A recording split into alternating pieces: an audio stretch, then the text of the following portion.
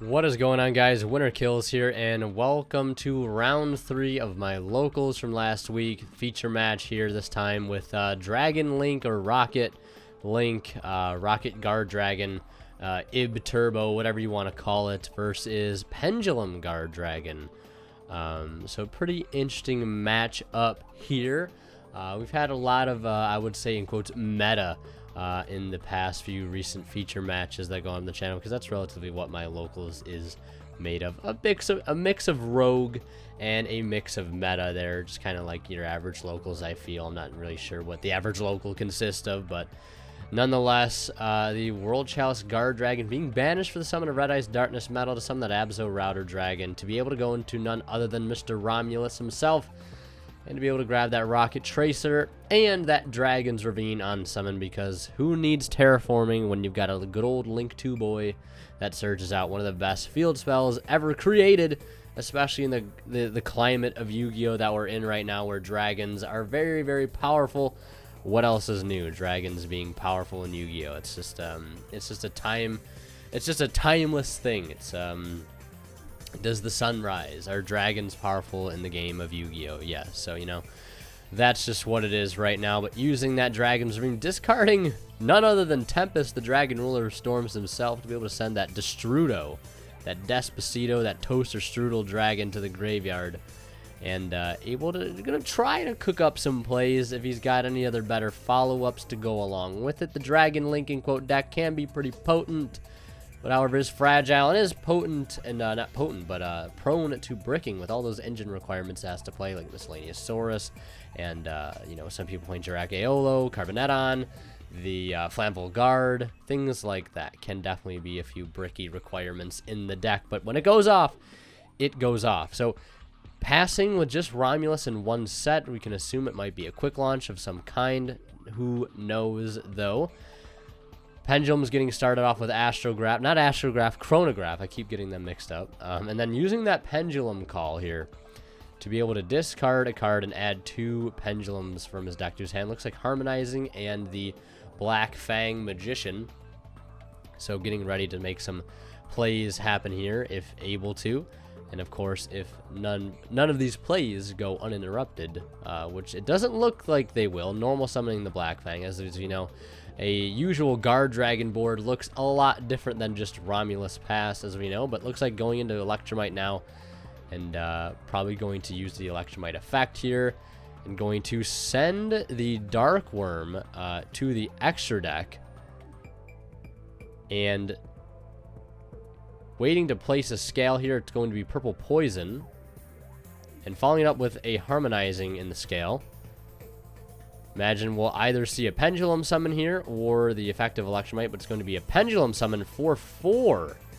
Going for Astrograph, Endymion, the Mighty Master of Magic, Dark Worm, and Jackal King, and just solely on that power move of a Pendulum summon, the Rokket Guardragon deck will scoop it up right there. And as we head into game 2, where the Rocket player is going to be going first this time around, trying to set up that mighty board of just tons of negations. Just got to go through a really long and drawn out combo first. Now, he could summon out the Rocket Synchron here to Synchro for IB to get the engine started, but unfortunately, Rocket Tracer is a tuner, so that would not work out too well. But still going to summon the Rocket Tracer anyways, because he can get into Romulus, which will get him Dragon's Ravine, which will get him deeper into his engine and try to get him into some sort of field that he can make to try to stop the Pendulum onslaught that can occur, like we saw there in game 1, just flooding the field with a simple Pendulum summon.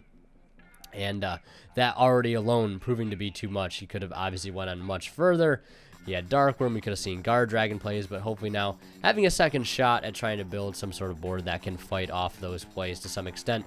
Dragon's Ravine being played, of course, being searched off the Romulus. Discarding Ash Blossom. A bold move there. Perhaps has another one in his hand, but that's something I feel like maybe you'd want to keep in your hand, unless the rest of your hand had some really important cards in it, to say the least. But still going to send a dragon here off of the Ravine, and it's going to be Tempest. No Destrudo being sent this time around. Cutting the deck. And following it up with a World Legacy Guardragon. Special summoning out that Rokket Synchron. And looks like we'll see the first hint of a Guardragon play.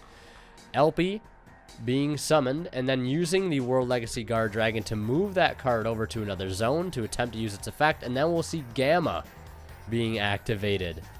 Gamma going to be a very, very strong card, and in my opinion, still a very, very strong hand trap regardless of this format, but even better so in the next coming formats, because it can stop cards like Nibiru, which a lot of people are really afraid of. And it is a really great hand trap to be able to stop Nibiru. If you have the right plays, of course, getting things set up with Lambda, and just monster negation, general monster negation anywhere on the field will be very helpful going forward. That's just one example, is the side frame stuff. Obviously, you need to control the monsters, but that's where Lambda does come in clutch anyways, because a lot of decks making Lambda seemingly on their own anyways is just a part of their board to be able to get a generic Link 2 on the field. We do see a Levianeer, so he will lose one card, but luckily enough for the Pendulum player, all he's got to worry about is one Erratic Spheres, and it's easily baited out by going into the battle phase here and attempting to swing over it. Erratic Spheres is going to say no, bounce that back to the hand, and then is tributed, and will summon the Rokket Tracer from deck. And it looks like the Pendulum player going to pass, actually. Perhaps an important card for his strategy thrown back to the deck by none other than the Chaos Dragon Levianeer. Tempest is live in the graveyard. He does have the ability to use Rokket Tracer's effect here, which I believe is to destroy another card and summon a level 3 or lower rocket from his deck, or a rocket monster in general. But he's going to use that instead of opting to link off like he was going to, or maybe Xyz or Synchro, to clear the Dragon's Arena to summon that Silver Rokket Dragon from his deck, which I believe is a level 4. And looks like we might see a bit of a Synchro play happen here, and that's exactly what we're going to see for none other than Borreload Savage Dragon. And probably wants to equip that Romulus in the grave since the Erratic Spheres has 0 attack.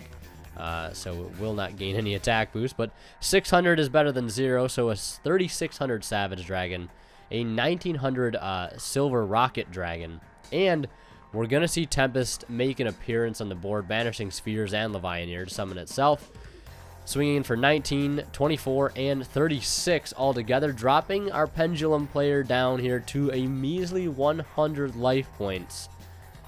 If he would have had any other follow-up, any other way to boost attack, he would have won this game right here. And we'd already be heading into a game 3, but fighting on at this point, still with 100 life points left, barely hanging on. Dragon's Ravine sending, discarding, it looks like, the Destrudo to send Darkworm to the graveyard, which is going to create a huge amount of advantage here. Because he can obviously just reborn this Darkworm as is to summon it out to get it search and continue to try and make some plays right then and there. The only interruption he's got to worry about is the one Borreload Savage Dragon negate, which I feel like if you're the Dragon player or the Rokket player, you want to save it for Electromite, but looks like he's going to shotgun it early here and hoping that it would just be enough on its own. But there's that normal summon of the Black Fang, so that is just going to go right into Electromite. Probably not caring too much about the adding of Gate 0. Obviously, you definitely would want it, but in a situation like this, I feel like you're just happy enough to be able to resolve your Electromite. Still has the Destrudo engraved, and even with 100 life points, Destrudo is live. So, going to be able to use the effect of the Electromite and blowing up the Astrograph after adding it back to hand. Now, Astrograph does destroy itself, and the Pendulum player does make a slight misplay here. Might have just slipped his mind, heat of the moment type thing. He should have actually been able to draw off the Electromite, I believe, and I think he did miss his draw, if I'm not mistaken, because he did destroy Astrograph in the Pendulum zone, so I believe he would have gotten a draw there. But nonetheless, paying half to be able to go into Borreload with the other monsters he had, and is able to take the Savage Dragon, which still has one counter left on it, swinging over for 17 as he's opting not to use that effect, because actually I believe the Silver Rokket Dragon would get its effect if he did target it to drop by 500, because I believe most of the rockets say if they're targeted by like a Link Dragon monster, they get an effect or something. So a pretty clutch play there on his behalf with only 50 life points. it's a pretty good board to be able just to pull off like that, and it's a pretty solid one to say the least, because you've got a Borreload that can't be targeted. You still have one negate to work with. You're certainly not out of the game yet. 1-for-1 being played now, discarding that Tempest that was supposed to bounce back to his hand in the end phase, but remembering to bounce it back shortly after the draw phase. No big deal there. But 1-for-1 targets, the only thing I'm thinking of right now are like Dracaiolo, the Flammable Guard, the World Legacy Guardragon level 1, and looks like it's going to be Flammable Guard. Not really sure what type of plays could be made here. I mean, maybe another level 8 Synchro can be made with the Tempest, but I don't think anybody's really playing 2 level 8s at this point. He's going to negate the Tempest. He's going to banish for cost. He's not even going to let that hit the board, and he will pass. He does have a body on board to be able to stall with. End phase Savage Dragon's getting sent. He's going to pass back to the Pendulum player. Pendulum player's just going to battle phase, run off the Flammable Guard, and pass it back to the Dragon Link player. And he's going to normal summon for turn a absolute anime level top deck of the Oviraptor to send that miscellaneous source to the graveyard, and then we'll see it immediately banish itself to go grab that Dracaiolo to get into that Ib turbo engine that he's been wanting to see. Borreload Dragon can only do so much at this point, which is very, very unfortunate. Being able to drop by 500, not really going to do you a whole lot. The fact that it can't be targeted, not going to do you a whole lot anyways. He just needs to get a monster that has 3,600 attack that can get over this Borreload, and he has game. He just needs 3,600 because it'll drop down to 31, and he'll take 100 damage, which is game. That's all he needs to do here is 100 damage. Pendulum player realizing how easy it's going to be for him to do that with pretty much a full Guard Dragon combo ahead of him. And our Pendulum player actually looks like he opened up triple Gamma in his opening hand, which is extremely unfortunate. So we're going to head into game 3 here. And I want to mention a quick shout out to our sponsor at Imperium Duelist as we do so. Head down in the description below after the video. Check out that link to their website. Head over there and check out all the amazing playmats and sleeves they have, and dice, calculator cases, etc., etc. Some amazing high-quality stuff at a fair price. And to make it even better, you can get it for 10% off with that discount code down below or on your screen right now, WinterKills10 off, to be able to save 10% off your entire order. So getting back into the game here. Cerberus for Jackal King. Shenanigans happening. Normal Pendulum shenanigans. Going into Electromite now.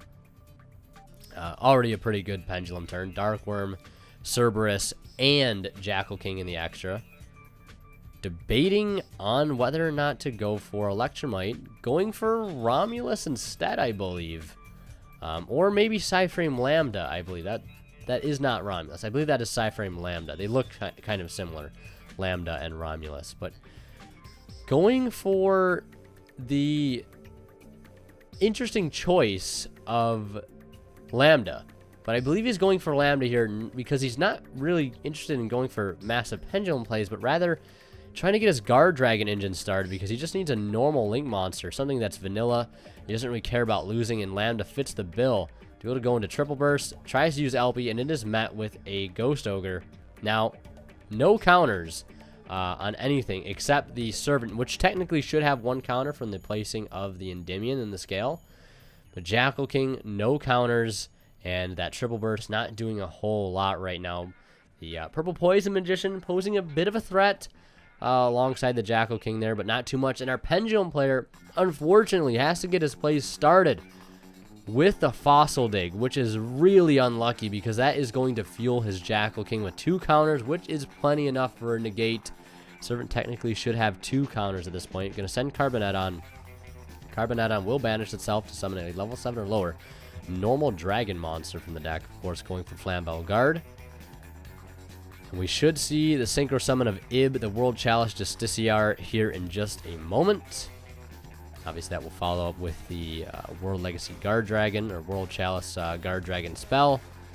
Monster Reborn and Crusadia Spatha all in one card. Very, very powerful plays ahead. It's just, how is this well-timed Jackal King negate going to be used? It's going to be very hard to get over this Jackal King because I believe you could use the effect... no, the attack boost effect, I believe, of Purple Poison is only in the Monster Zone. Or when it's in the Pendulum Zone. So I actually don't know if you could use that effect, but it does have a destruction effect, I believe, if it is destroyed. So I don't know how that will interact there, but using the Miscellaneous Source that he had in hand. So, like, he had Fossil Dig and Miscellaneous Source in his opening hand. He needed to use the spell to be even able to play, which is extremely unfortunate. Really, really unlucky. Just like the definition of unluck. Miscellaneous Source is only going to be able to protect dinosaurs, which Triple Burst, of course, is not. And surprisingly linking all the way into Triple Burst. I guess you don't really want to go into Ib if you know it's going to be negated. But does have Triple Burst. And I believe looking up a translation right now, because I believe the Pendulum player on the right, his entire deck is in German, because this man is actually from the great country of Spain, I believe, and he is actually visiting, I believe, part of the U.S. here for school, I believe, which is really cool. Having an international player here at Locals, and an entire foreign deck, which just looks so beautiful. I'm a sucker for foreign cards, so it's really nice to see all these cards I've never seen foreign before. But basically what happens there is that the Purple Poison tries to activate, Triple Burst negates, and then Jackal King negates, trying to use the actual other effect of Triple Burst other than to negate things in the battle phase, but not able to use it in its current state, resolving a Duelist Alliance, and then Pendulum summoning one Dark Worm to be able to add Gate 0, which will fuel the discard fodder he needs for his Pendulum Call. His Servant fully loaded up now after resolving the Duelist Alliance and the Pendulum Call. As the Dragon Link player, or Rokket Guardragon player, whatever you want to call it, you're feeling pretty bad right about now, because you did have to play that one spell, which sort of spelled out your own demise, but it's the only way you could have been able to play Yu-Gi-Oh in the first place, which again is just really, really unfortunate. Now we're going to resolve the Servant, removing counters, 3 counters to be exact. Just going straight for Cerberus and just going to go for game outright right then and there. So Pendulum's taking the match 2-1. Pretty close game 2, almost went in the favor of the Pendulum player. Could have been a 2-0, but he did open up triple gamma, and still surprisingly able to make almost a really good comeback, but just not what he needed for that game. But able to secure it in game 3. Again, that really unfortunate mishap of needing to use that Fossil Dig, which happens to be a spell, to be able to get those plays started, especially when there's a Jackal King on the field, trying to prevent you from making plays to begin with. But yeah, so that's going to be it for this matchup. If you guys enjoyed, check out Imperium Duelist. Join the Discord if you haven't, linked to that down in the description below. Follow me on Twitch, link to that also down in the description below. As always, guys, thank you so much for watching, and we'll see you guys in the next one.